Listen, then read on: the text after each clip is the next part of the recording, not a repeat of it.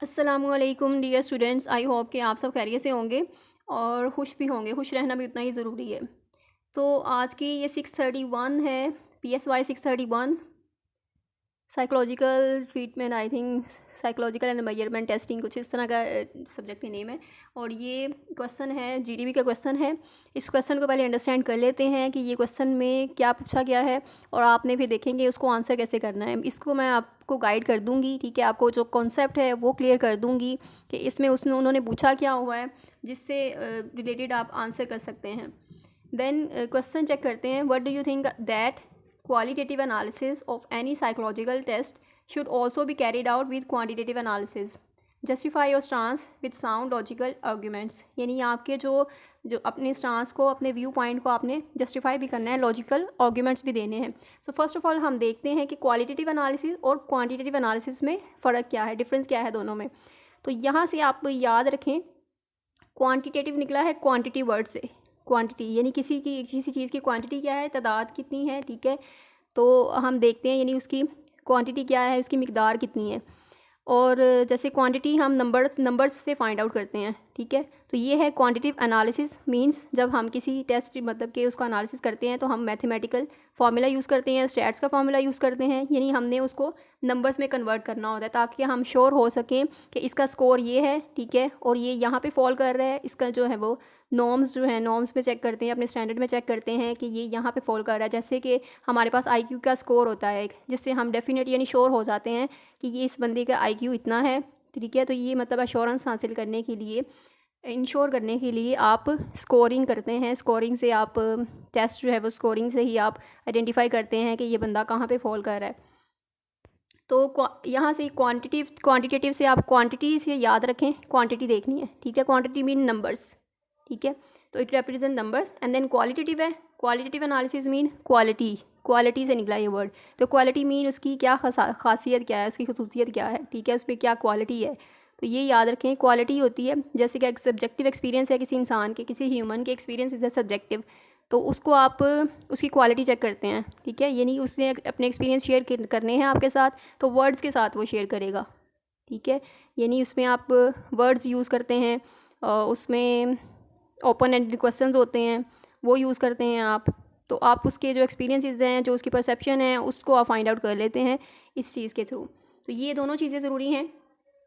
अब उन्होंने पूछा है कि क्वालिटेटिव एनालिसिस जो है किसी भी साइकोलॉजिकल टेस्ट का शुड ऑल्सो भी कैरिड आउट, यानी कि उसको भी हमने साथ लेकर चलना है विद क्वांटिटेटिव एनालिसिस। यानी क्वांटिटेटिव एनालिसिस तो हमने करना है, लेकिन हमने क्वालिटेटिव एनालिसिस को इग्नोर नहीं करना। अब यहाँ पर उन्होंने पूछा है कि क्वालिटेटिव यानी कि कितना ज़रूरी है कि आप उसको क्वालिटेटिव एनालिसिस को भी साथ लेकर चलें साइकोलॉजिकल टेस्ट में, ठीक है। तो क्वालिटेटिव एनालिसिस के क्या फ़ायदे हैं, तो ये है कि it becomes possible to understand the attitudes, कि किसी इंसान की एटीट्यूड्स क्या हैं, उसकी परसेप्शन क्या है, ठीक है, उसका थिंकिंग पैटर्न क्या है। तो ये इसमें हमें बेनिफिट है, इसमें हम आइडेंटिफाई कर सकते हैं, उसकी कॉग्निटिव को जान सकते हैं। तो ये है कि उसकी कॉग्निशन को फाइंड आउट कर सकते हैं। तो ये बहुत बड़ा बेनिफिट है। उसके अलावा ये इट इज़ कंटेंट जनरेटर, यानी कि वो कंटेंट को जनरेट करता है। और it can provide insight, main बात तो ये है कि प्रोवाइड करता है, इंसाइट प्रोवाइड करता है हमें किसी भी इंसान के बारे में। It allows creativity to be a driving force, यानी कि क्रिएटिविटी हम चेक करते हैं किसी इंसान की क्रिएटिविटी क्या है। और ये प्रोसेस है that is always open ended, यानी इसमें हम ओपन एंडेड क्वेश्चंस पूछते हैं। और सब्जेक्ट के जो सब्जेक्टिव है उसकी फीलिंग्स, ये किसी भी ह्यूमन की सब्जेक्टिव फीलिंग्स या इमोशंस या फिर उसके थिंकिंग पैटर्न, वो हम ओपन एंडेड क्वेश्चन से उसको आइडेंटिफाई कर लेते हैं।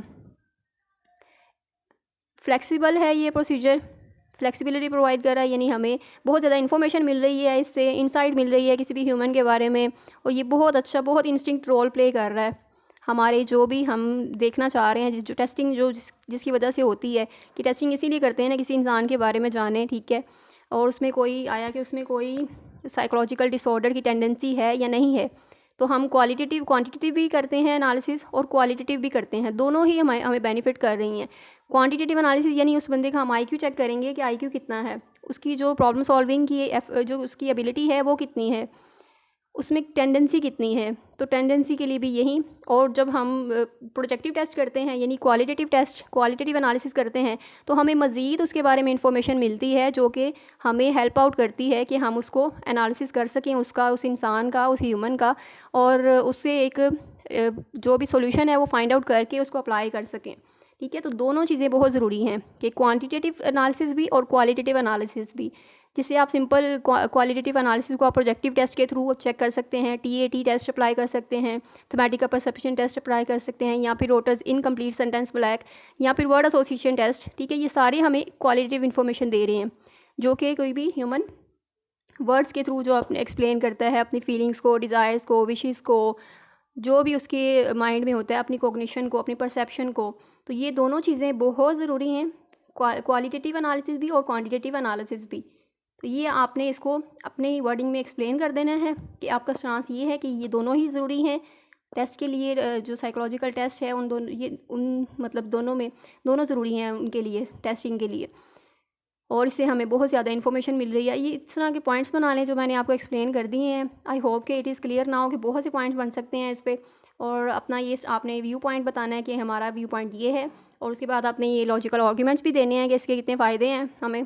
अगर हम ये ना करें, सिर्फ क्वांटिटेटिव एनालिसिस पे रिलाई करें, तो हमारे लिए मुश्किल हो जाएगा कि हम उसको आइडेंटिफाई कर सकें, उसको अच्छे से रिज़ल्ट को फाइंड आउट कर सके हैं कि हमें कौन सा साइकोलॉजिकल इंटरवेंशन यूज़ करनी है, हमें कौन सी स्ट्रैटेजी यूज़ करनी है, हमें कौन सी टर्मिनोलॉजी यूज़ करनी है, जिससे हम अपने क्लाइंट को बेहतर बना सकें, इम्प्रूव कर सकें। ठीक है, वो तभी होगा जब हम उस क्लाइंट की, हमारे पास फुल इन्फॉर्मेशन आएगी, जब हमारे पास फुल डिटेल होगी उस केस की।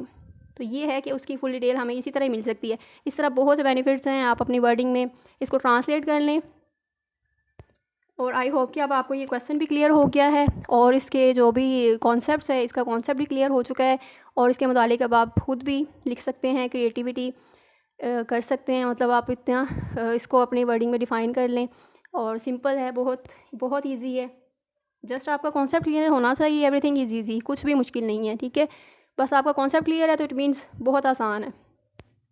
तो आई होप कि मैंने जो अपनी कंट्रीब्यूशन कर दी है कि आपका कॉन्सेप्ट क्लियर कर सकूं, और ये दूसरे स्टूडेंट्स के साथ भी शेयर करें।